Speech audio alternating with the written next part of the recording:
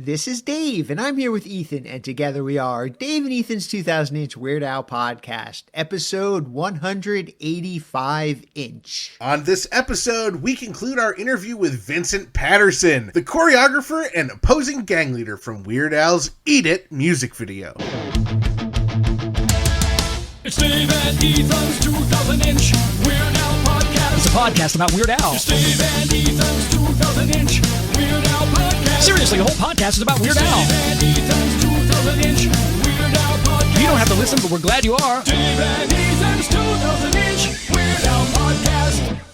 Well, Ethan, our listeners have spoken. They want to hear the rest of our interview with the amazing Vincent Paterson. All right. We can make that happen, dear listeners. We just need to push a few buttons, here and there. Oh boy, you remember what happened the last time we pushed some buttons.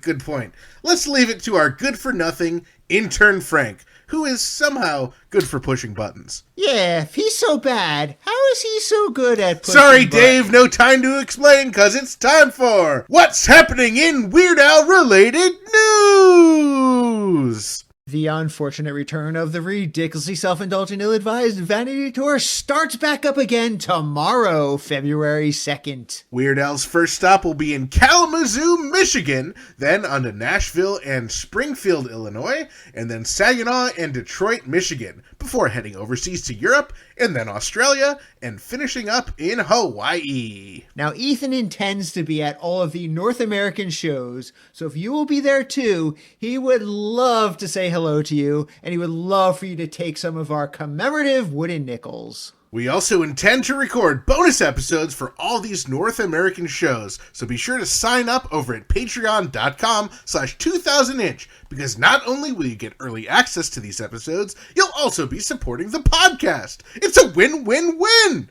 Win! And everybody wins because this episode is brought to you in part by vegan burrito restaurant Burrito in Troy, New York, home of the 2-pound double wrapped in a quesadilla burrito and Wizard Burger in Albany, New York. Come on down to Burrito and Burrito your burrito, or hop on over to Wizard Burger for mouth-watering, loaded, dare I say beefy vegan burgers. From Troy to Albany to Uranus, Burrito and Wizard Burger feed the hungry with out-of-this-world plant-based real food, always vegan style. So visit burritosquare.com and wizardburger.com to order ahead. There's some big news coming from friend of the podcast, Jeff Nucera, for the documentary he's producing, Showgals, a serious look into the absurd world of Tight and Nerdy, the first and only burlesque troupe devoted to Weird Al Yankovic. So we figured he better be the one to tell you. Please welcome back to the podcast, our friend, Jeff Nucera. So all right, Jeff, tell us all about it. Hi, everybody. How's it going? Thanks for having me back, you guys. I think we just heard your cat Chloe meow. Yeah, Chloe is also excited to be back on the podcast, as always. I wonder if Chloe's the most frequent animal guest of the podcast. She's certainly the loudest, I'll tell you that, as far as I can tell. Jeff, we understand you have some big news coming up regarding the documentary. What can you tell us? We do. In case you weren't paying attention, we dropped our teasers last week. We have two teasers. One is a Safe for Work version, and one is an NC-27 version that you can only see when you sign up at showgalsthemovie.com. And no one else knows this yet, except for you and your audience. But we are going to launch a Kickstarter on Tuesday, February 7th. That's 2/7/2023. Oh, that's amazing. Giving everyone a chance to support this super weird project and hopefully get some exciting rewards while you're at it. So, Jeff, what can you tell us about the Kickstarter that's coming out next week? What is the money for? The money is for the film, basically everything that we still need to do. So my producing partner, Jonathan, and I, we self-funded all of our shoots, and we shot probably over 100 hours of footage. So now we need someone to go through that footage and make it not 100 hours long. So we'll be hiring a producer to do that. We'll be hiring an editor to cut the film down so that, again, it's not 100 hours long. We also need to clear some music.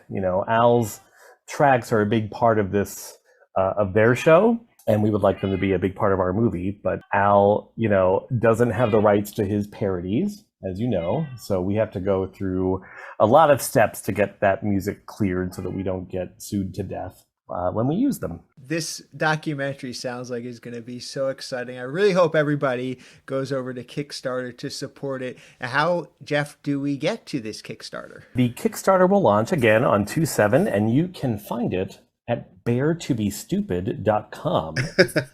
And by following our social media, which you can find at showgalsthemovie.com. We have all of our trailers are there. We will also be dropping it's not a trailer for legal reasons and for reasons including we don't have a movie yet, but it's more like a proof of concept 3 to 4 minute video that we're gonna release next Tuesday in conjunction with the Kickstarter. Which you'll see the women performing. You'll see some clips of Al being interviewed. It's a very exciting, and you'll sort of get a bigger picture of what this film really is all about. It's definitely of course it's weird and funny. It's a Weird Al burlesque troupe, like they're hilarious. But there's also a lot of themes of inclusion and body positivity and things that kind of make you feel warm and fuzzy inside, maybe, if we do it right. Well, I'm so excited. I know Dave and I have seen, an early cut of this video that you're talking about, and we absolutely love it. We're so excited that this project is finally coming to a head and you're getting the funding, and there's a clear path to us finally getting to see it because we're so excited. So Jeff, thank you so much for joining us. We can follow along with all the progress by going to showgalsthemovie.com. That'll take us to all your social media. That'll let us sign up to see the NC-27 version and get updates about the project and Kickstarter. And as you said, beartobestupid.com. That's BARE to be stupid.com. That'll let us go and sign in on Kickstarter, and we'll get alerted as soon as it launches. Indeed you will. Thank you guys so much for your time. I'm very excited. Well, thank you once again, Jeff. It is always a pleasure to have you on the podcast, and it's always a pleasure to hear from your wonderful cat, Chloe. Be sure to check out everything about Showgals by heading over to showgalsthemovie.com, and make sure you are signed up on beartobestupid.com for all the latest on the Kickstarter campaign. Weird Al has been keeping busy promoting the Illustrated Al, his brand new graphic novel, and the upcoming 2023 tour very recently. In the podcast world, Weird Al has guested on the Auntie Donna podcast, How Did We Get Weird with Vanessa and Jonah Byer podcast, and the Howie Mandel Does Stuff podcast. On Howie's podcast, they talk about how he was name dropped in Weird the Al Yankovic Story, and Al even reluctantly tattoos his name onto a fan's leg. Well, Dave, you're kind of the Weird Al tattoo guy. Would you allow Weird Al himself to tattoo you if the opportunity came up? Ooh, gotta pass. I'll leave the tattooing to the professionals. I can't believe we didn't think to have Weird Al tattoo our intern Frank. Not a huge deal. The ones that we gave to Frank are perfectly fine. You're right, Dave. Even though Ronald Reagan looks a little more like Gallagher, it's still a nice piece. Well, Weird Al was also recently on KHON2 News, based out of Hawaii, to promote his tour stops on the islands. It's a fun interview, and we posted it over in our official Facebook group, group.2000inch.com, so head over and check it out. All right, Ethan, it's time to move on to the final part of our interview with choreographer Vincent Paterson, already in progress. We pick up where we left off on last episode, right before the epic cliffhanger. And actually, you know what else I have? I don't even know how many people have this. Weird Al gave out Eat It t-shirts. Really? And I actually kept mine. Yeah. And I've never seen another person with one.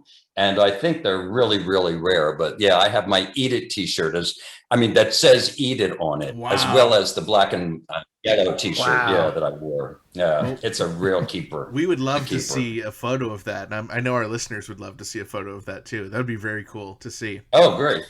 Well, I'll take a picture and you tell me where to send it. Sure will. Sure.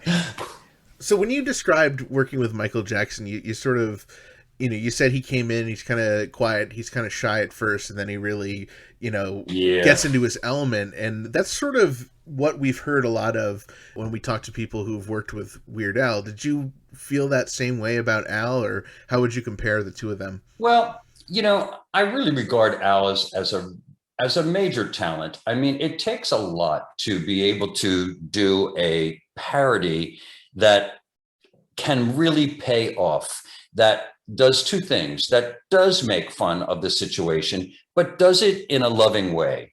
That's not easy. It's easy to ridicule. It's not easy to do a great parody. And I think that Weird Al is just a master of this, absolute master. But very different than Michael Jackson. Michael Jackson is kind of, I don't mean this negatively at all, but kind of schizophrenic in that he's this, he was this quiet, sweet, just gentle man that you would work with and talk to and laugh with. And he even kind of laughed like the way I know a lot of Japanese women do, where they cover their mouths over because they don't want to be impolite, Okay. And yet when that music turned on, he became a monster, a musical monster. Like you just couldn't even imagine it. Just a monster, in a good way. I mean, not negatively. Yeah. But Weird Al was kind of like, he was always a sweetheart. All through the rehearsals, he was just as crazy as he was when we were shooting, laughing, having a great time, us coming up with crazy gags and stuff like that. And he didn't really change that much from the rehearsal period to the shooting period. He was the same guy, same good all around guy. Good to hear. All right, and I got to ask you, Vince, and you can be honest here. It's okay. How does Weird Al's dancing compare to Michael Jackson's dancing? Oh, well, Weird Al is probably the better dancer. I knew it. We agree. I mean, you asked me to be truthful here, guys. What can I say? I mean, come on. The thing about Michael is he had to really work at it all the time. Rehearsals, he had to work and work and work. Weird Al had to hardly work at all. It was so in his body. It was so natural to him. I mean, he's a born dancer. What can I say? Wow. He's a born dancer. He could have danced circles around Michael Jackson. Are you kidding? Yeah. I love it. You heard it here first. And last, probably. I love laughing with you guys. Well, so, Vincent, before we started recording, you told us a little bit about the background for the rubber chicken that you're holding in the video. I would love to hear that story. Well, what happened was, listen, I love crazy people. I'm a crazy guy myself. And we were in rehearsal, and they were just going to do the same. We're in rehearsal with Weird Al, and they were going to do the same thing as we had done in Beat It, which was someone steps in and takes a little rope and wraps it around your wrists, and then you kind of pretend you have this knife fighting situation. Well, I said to Weird Al, hey, you know what? I got a rubber chicken at home. And I'd really love to do something with it. And he kind of looked at me a little odd. And I said, no, not that. But, I don't know what's going on in your head, man. But I'm just thinking about bringing it in as a prop. So anyway, I brought it in, and he loved it. I said, I think this is so much funnier. Let's just hold on to this rubber chicken rather than have our wrists tied together. And he was for it 3,000%, of course. Of course. Anything that could make it more insane. Anything. We played with some fun stuff like, what happens if you bang into me this way? Well, what happens if you bang into me this way? Well, how about if I fall this way? Or what happens if I fall this way? I mean, it was crazy. It was crazy. It was like not really like learning choreography as much as learning kind of, I don't know, slapstick routines in a way. Yeah. It was great. It was cool. And so we first learned about you, Vincent, when we were talking to Bermuda when his book Black and White and Weird All Over was coming out, and he talked about how he got in touch with you and found out that you are the one who still has that rubber chicken. Where I have to assume it's been bronzed and it's the centerpiece of your mantle. Is that accurate? Absolutely. Are you kidding? It's totally bronze. It has a little plaque in the front of it, It actually has its heritage, who its parents were and, where I got it. And, unfortunately, the poor thing was never named. But to me, it's just the golden chicken. That's what I call it, the golden chicken. And there it sits on my mantelpiece, my mantle by the fireplace. Absolutely. Right next to Michael Jackson's glove and, what else? More prominently displayed than the glove, I hope. Absolutely. No, it's center. It's front and center. Okay. The glove is a little off to the side. Okay. Yeah. Okay, good. Now, I'm just surprised that the archive gallery didn't go after the chicken and instead they went for the fan. Well, I am too.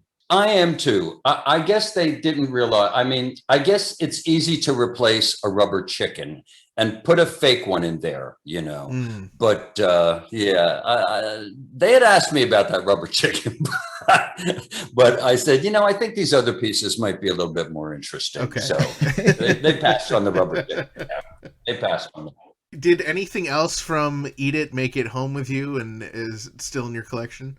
No, just the happiness in my heart from having spent that time with Weird Al and all the crazy people that surround him. And, it was such a joyful shoot. It was it was one of those gigs that you can't even call them gigs because gig means work.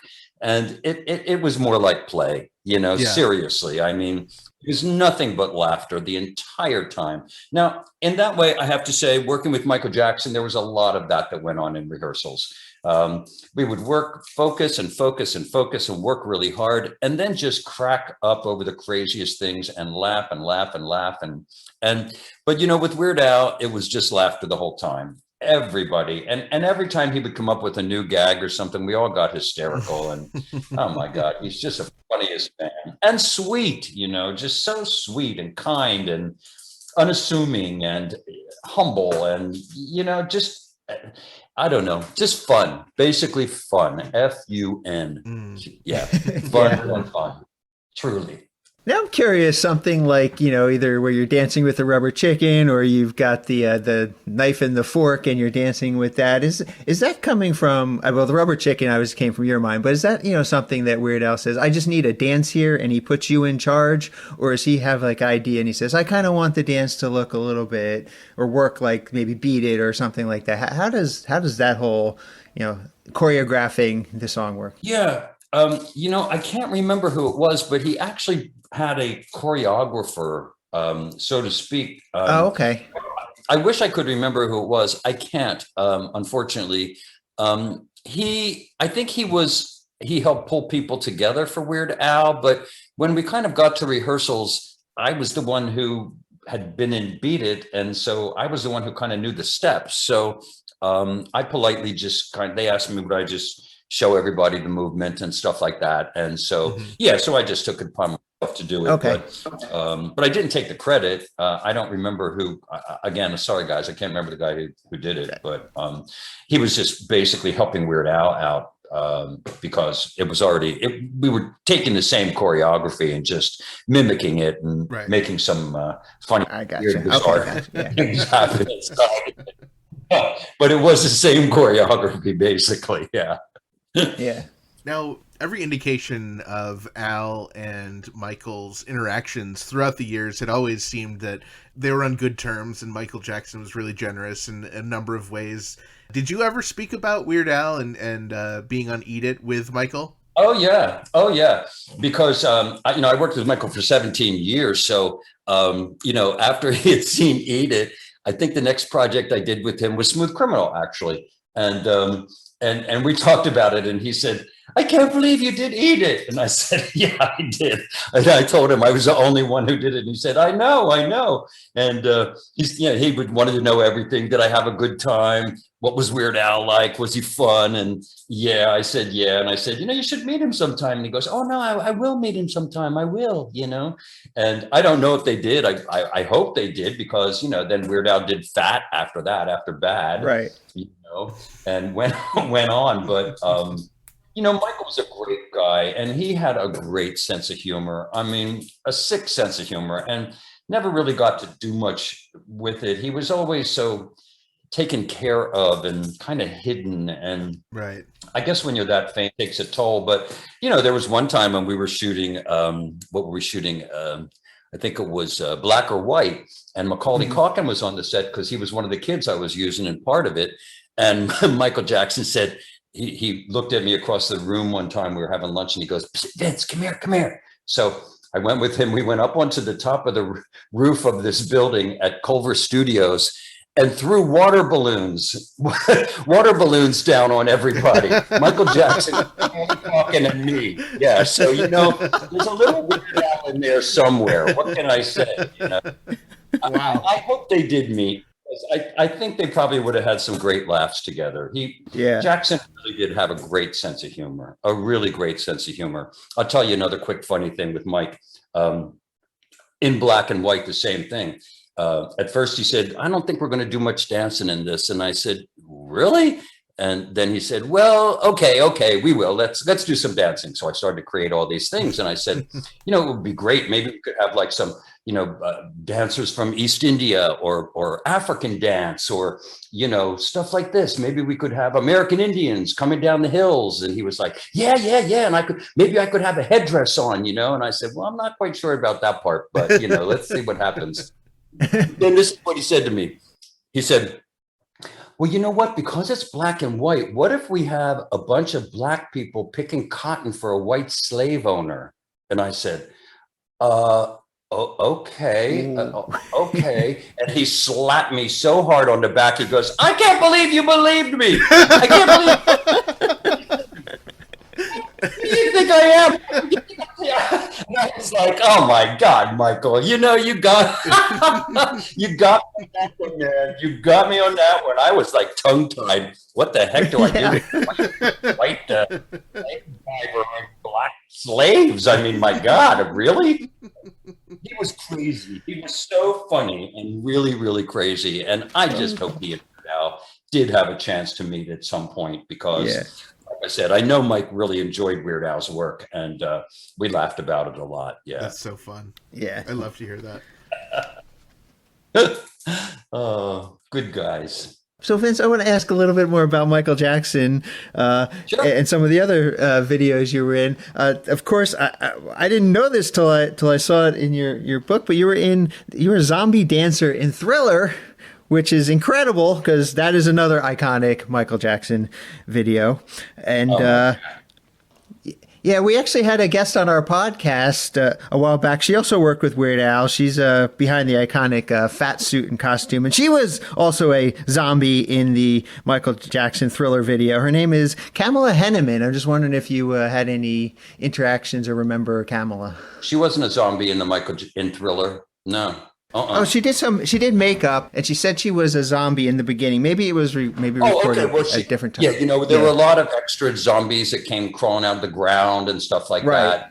Sorry, I misunderstood. I thought you meant one of the dancing zombies. Oh, no, she was not a dancer. I should have been clearer. Yeah. Oh, no, I'm sure she could have absolutely been one of those other zombies because I wasn't part of that. And that was shot with John Landis, shot that in different location than where we shot. Okay. Yeah, so I didn't really interact with many of those other of the other actors and stuff who came on to do the zombies. No, I just was involved in the dancing part. Yeah, let me ask you about that dance because I mean, everybody in the world knows about that zombie dance and stuff. So how it's just one of the most iconic dances in the world. Yeah, I just want to hear how that was being the zombie dancer and of course the assistant choreographer on Thriller. Well, the fun part was, this Michael Jackson had now had a couple of these under his belt. So when he came in for Thriller, it was a little bit different. He had matured. He had kind of come into his own a little bit more. He was a little bit more talkative. He was a lot more fun in rehearsal. He wasn't as nervous or timid or shy. And the funny thing was, he walked into the room. I had already worked with Michael Peters for a day or two prior so that Michael Peters could put all the steps together. And then Michael Jackson came in and joined us. And before he even showed him anything, he said, "No, I don't want it to look like ballet. I want the zombies to be scary, really scary." So we showed him what Michael Peters had created, and he jumped around the room. "Yeah, that's what I'm talking about. That's what I'm talking about." So he learned it. And for the first time, he started to put a little bit of input, give us a little bit of input, what if we do this on this beat instead, and things like that. He didn't really change the movement, but he changed some of the emphasis of the beats and maybe an angle here and there. But the funny thing was, the second day he came in for rehearsal, he came in full monster makeup, full monster makeup. Wow. So he came in, he had, he wasn't the werewolf. It was just monster makeup. He had like cheeks, bulging eyes, this huge forehead. I don't know who did the makeup on him. When he walked into the room, the first thing he said to Michael Peters and me was, "Come on, guys, let's stand in front of the mirror and make monster faces." So we stand in front of the mirror for like 45 minutes or something, going like, "Arr, arr, arr." I mean, it was crazy, absolutely insane, But that's what he was like. He loved to get into characters, and he loved to wear costumes and clothes that would make him feel like the characters he was going to play. And it was great. And this time when he came into rehearsal with all the dancers, again, he had gone home and worked his butt off. We knew, because he was flawless when he came in. And everybody was so nervous.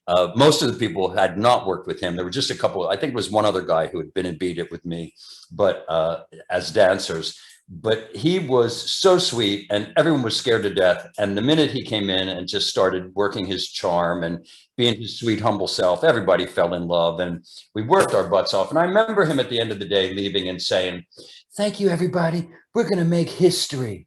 And we did make history. Yeah, you did. You did. Wow. But when you guys, when you think about it, and this has really hit me, because Michael Peters passed away many years ago, and I'm often called up by, in fact, I'm going to Dayton, Ohio to teach a weekend of thriller classes. I've never been to Dayton, Ohio, but what amazes me when you think about this, and you mentioned it a second ago, but this is probably the most danced piece of choreography in the history of the world. In the history of the world, when you think about it, I mean, that one little passage from Thriller, almost everybody at some point has done at least part of it. At least they put their hands up to the left and the right with those claws, I mean, it's absolutely shocking when you think about it, that of all the dance that's happened in the history of the world, Thriller has probably been danced by more people than anybody else since the beginning of time. It's shocking, but it's probably true. Yeah, probably true. I would believe that. And everybody loves doing it. Yeah. And that's the fun part. It's fun. It's fun, right? Everybody does it. It's fun to do. It's fun to watch. It's a good time for everyone. Yeah. You don't have to be a trained dancer. You don't have to look great because you're being a zombie, Right. So, I mean, you can have a rounded back or bent knees or whatever the heck it is, and who's gonna call you on it? No, zombies always have straight legs. Zombies always point their toes. I don't think so. Really. So Vincent, you just came out with a brand new book, Icons and Instincts, Choreographing and Directing Entertainment's Biggest Stars. Why is now the time that you've decided to reflect on your life and career with a book? Well, I'm older now, and I've told some of these stories to people before, and people are still always asking about them. And I'm so surprised that people still care. But in terms of Michael Jackson, for one thing, I get Facebook posts and Instagram posts and stuff from people whose kids. Now, I mean, look, the guy's been dead for what, 12 years now or something. And here we go. And 13 years and little kids, 3 and 4 years old, are still imitating him and dancing like him. It's a phenomenon. It's an absolute phenomenon. But, I'll tell you the other reason. Well, I wanted to share those stories, and I didn't want to write a gossip rag. I wanted to talk about these amazing people that I've had the pleasure of working with, and talk about their work process and how we came up with these things. Not a behind the scene gossip rag, but a behind the scenes how to, basically. And I thought that would be fun for people who lived through so many of these iconic things throughout, the 80s and 90s and even into the 2000s. The other reason I wanted to do it is because doing what I do, being a dancer, being a choreographer, it's not easy. It takes a lot of work. And it was easier when I was doing it because you would walk into an audition and maybe there were 150 guys for 5 roles. Now there's like 5,000 guys for 5 roles, so easy to get discouraged. And I just wanted people to know that, who were interested, to know that even though I've had a wonderfully successful life, that you still hear a lot of no's before you get that yes. And that trust yourself, trust your instincts, believe in yourself, listen to criticisms, make yourself better, study hard, prepare. And if you really have it in your heart and you really do all those things, there's no reason why you can't make it. But for all of us in this business, I'm sure you guys have run into it too in yours. There's times when it seems impossible, like it's not going to work. And I just wanted to be a positive voice to say to young artists that are out there, don't give up. Keep on going. It's difficult, but if this is really what your dream is, your goal in life is, follow your goal. Don't listen to people telling you it's going to be hard and it's going to be impossible and all of that.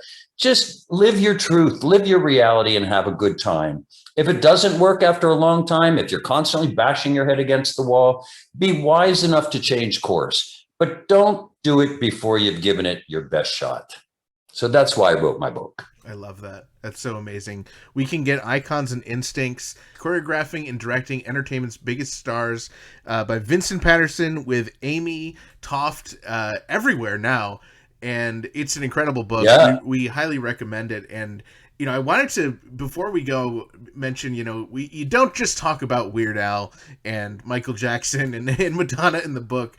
I know Dave listed a couple. There's some really exciting names, Mel Brooks and Robin Williams and Steve Martin. And I got to ask you about working with Lucille Ball, because, of course, Weird Al is a huge fan of I Love Lucy and Lucille. So I would love to hear your experience with her. Okay. Well, I had only one experience with Lucy, but it could not have been more perfect. It was a big dance special. It was a television show. I think it was called CBS On the Air. And there was a big number for like 20 male dancers. And we had on pink top hats and pink long coattail tuxedos. And it was for Bea Arthur and Lucille Ball. Well, the gag was that it's this very classy dance. And at the end of it, the ladies are in the front and the guys are all lined up behind them. And they had selected 2 dancers, another guy and myself, to run off camera with whipped cream pies. Now, I'm sure if you even talk to Al, he's done it before. Whipped cream pies are impossible to throw from 8 feet away and hit somebody in the face. Yes, they're so light, right?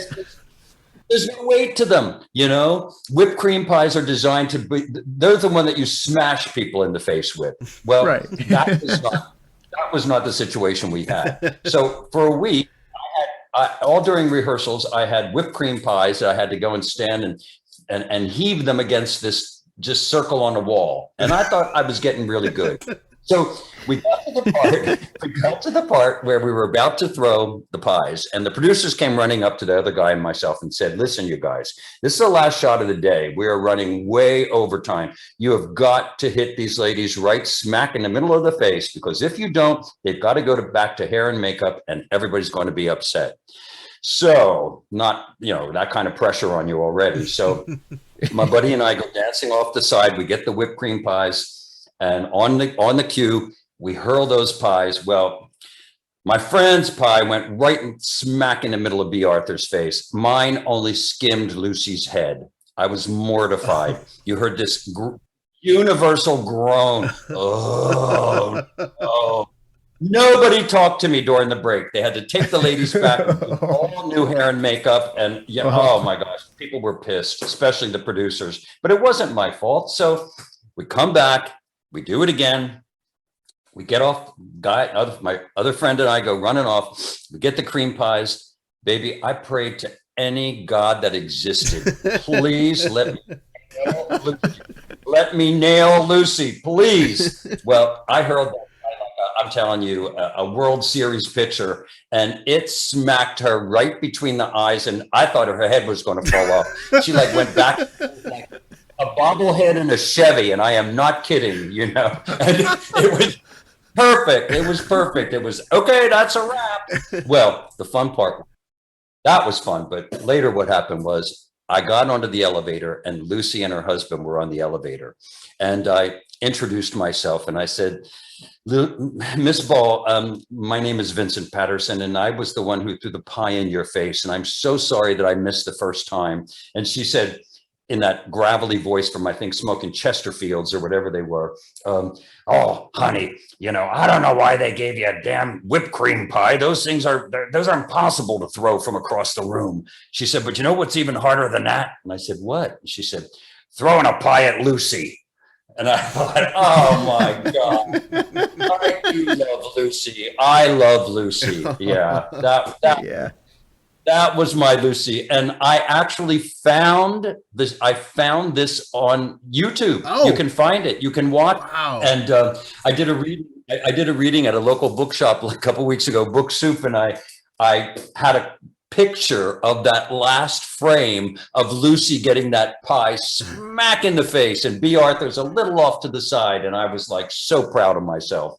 So when I told that story and I held up that pie, everybody cheered. Wow. Oh, that's so great. Yeah, it was great. It was great.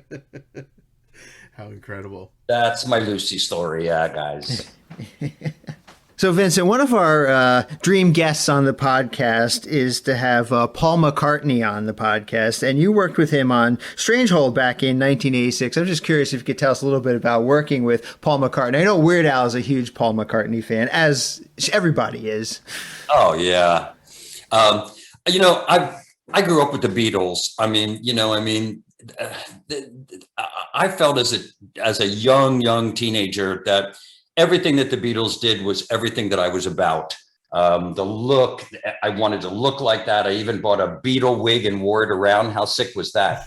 But, you know, I was so into the Beatles. I just couldn't believe it. I listened to every album and I thought, oh my God, they wrote it's about my life, you know? So when I got into choreography, and this was because of Bob Giraldi. Bob Giraldi directed this one video for Paul called Stranglehold. And there were no dancers. And I asked Bob, what do you want me there for? And he said, you know, I talked to Paul and he said, yeah, come on out, you know, and stage the band and help him out a little bit. And so we went out into the desert outside of Tucson, and we're there for several days, and we all had like trailers and campers. And Paul McCartney was such a sweet man.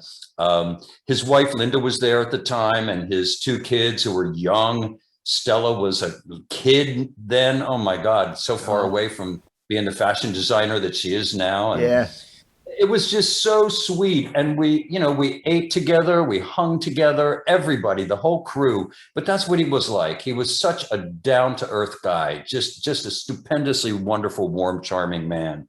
And fortunate for me, I got to work with Ringo and George. Oh, cool. So yeah. It was phenomenal. I did a video with Ringo. I did a commercial with Ringo, directed by Joe Pitka, about it ain't your father's Oldsmobile anymore. And there was just one crazy scene with him where he gets like pushed and he winds up sliding down this long banquet table. And it was crazy. He was a maniac. I'm telling you.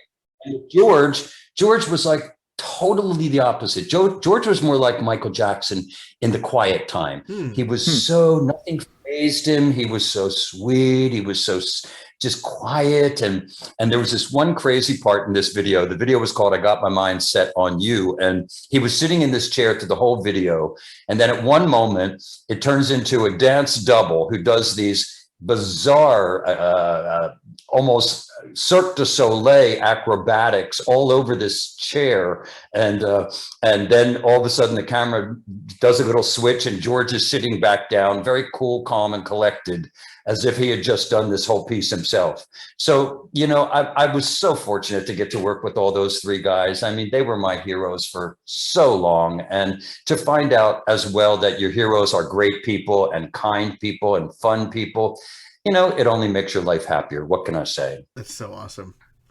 Thank you so much, Vincent, for sharing these awesome stories with us and telling us about working with Al and Michael Jackson and the rest.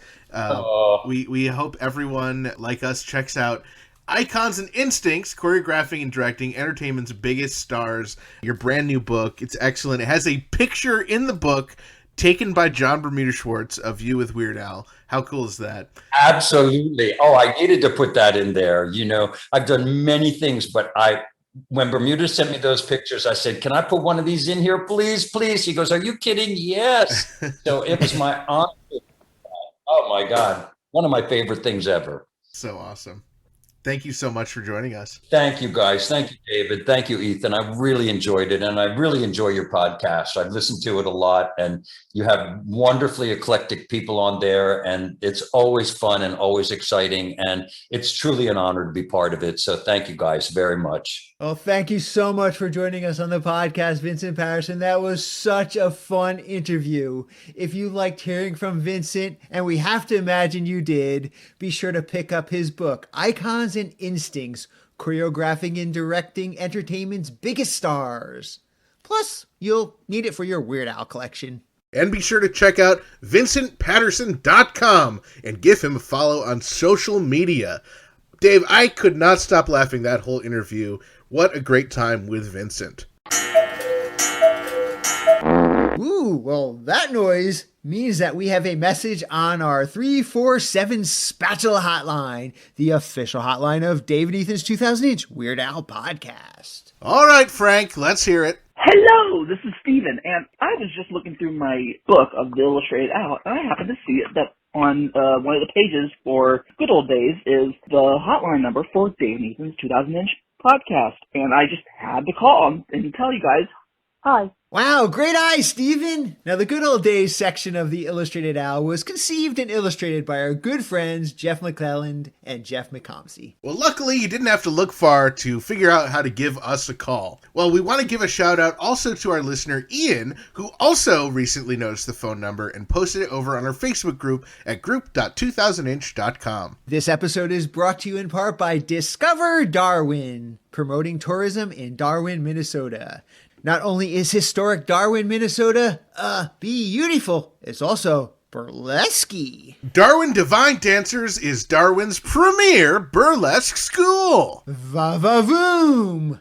I had no idea that there was a burlesque school in Darwin. Indeed! Workshops, classes, and shows are available for dancers of all skills, as long as you're 18. Wait a minute, if I attend a class or workshop, do I need to remove my clothes? According to their website, no, we do not remove our clothes in class. Even at our student showcase, it's up to you how much you want to remove. Well, that makes me feel a lot better. And I think I'm gonna start out totally naked and put my clothes back on. That's certainly up to you, Dave.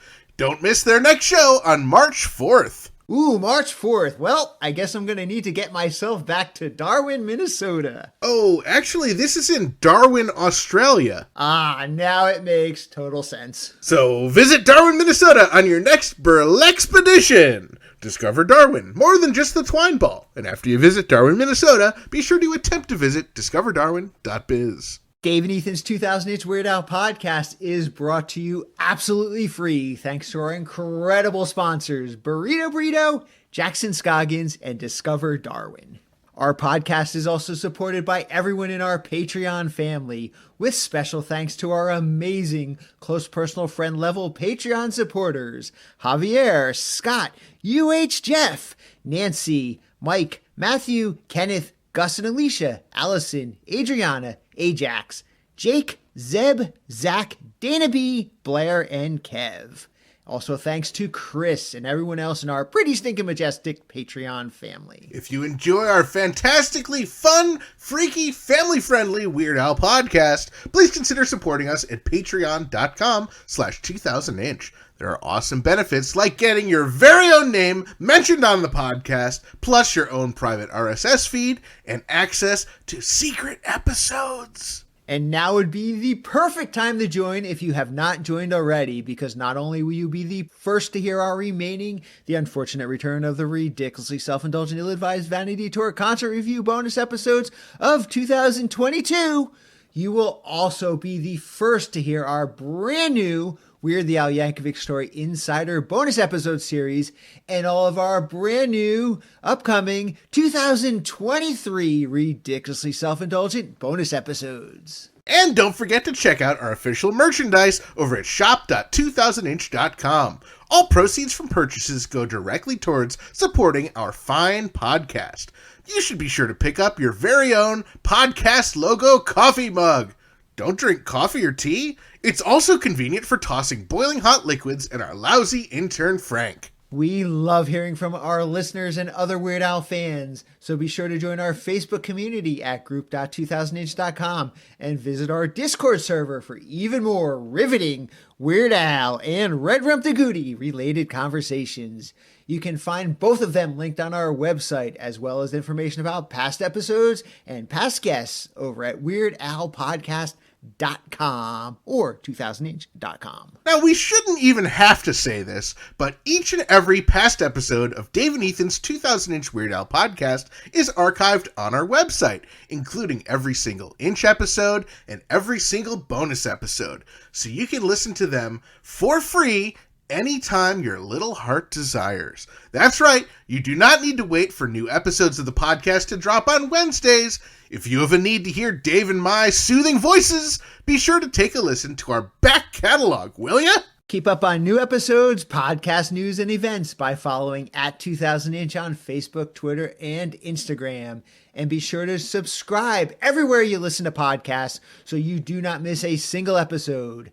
Not only does subscribing help the podcast, it will also help you correctly remember the name of the owner of Spatula City. Plus, we also love it when we receive voicemail via our official patent-pending 27-hour-a-day podcast hotline, 347-SPATULA, as seen in the Illustrated Al. That number is 347-772-8852. Give it a call, and you might even hear your message in a future episode. Thank you once again to our guest, Vincent Paterson. We also want to thank Jeff Nucera, Chloe, Kim Dower, John Bermuda Schwartz, Jeremy Samples, Stephen, Ian, Jackie Rossi, Aaron Henry, Alexis Adams, Mike Minnick, J.W. Halford, Madeline McDonald, Jason McDonald, Jeff Morris, Dice Equilibrium, and Cy Grimsley. Thank you to Grammy Award-winning Jim Kimo West for our incredible podcast theme song, and thank you to Weird Al Yankovic, as this podcast probably would not exist without him. And a big thanks to all of you, our loyal listeners, subscribers, Patreon supporters, and sponsors, and everyone else who makes our podcast possible. Thank you as always for choosing Dave and Ethan's 2000-inch Weird Al podcast. And until we meet again, remember to gill and chill. Jeff, can I give one suggestion for what I think should be a stretch goal? Yes, please go ahead. I think there should be a Blu-ray special feature where you can turn on a Chloe commentary track where Chloe just meows the whole film.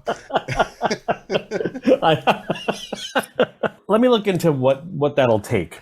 Okay. I think we can make it happen. I think you're right.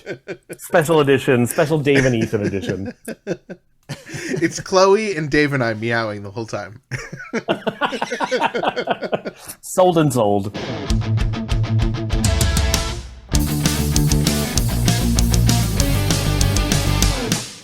That was Dave and Ethan's 2000-inch Weird Al podcast, episode 185-inch. Next in line for another Weird Al tattoo.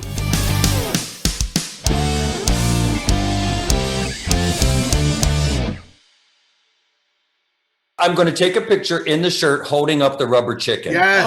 Oh, perfect. Yes. Just for you I guys. love it. I love it. Perfect. Love it.